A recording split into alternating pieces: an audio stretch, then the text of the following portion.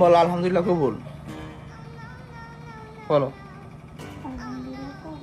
আবার আবার।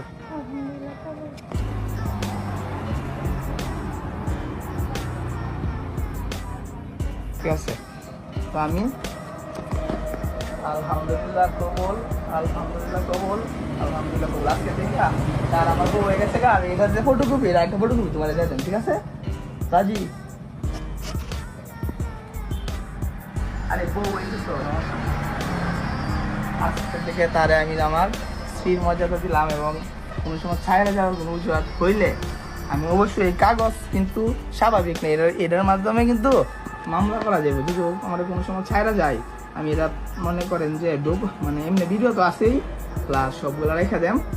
যদি কোনো সময় কোনো কিছু হয়, আমি অবশ্যই তার বাড়িতে যাবো এগুলো নিয়ে, ঠিক আছে?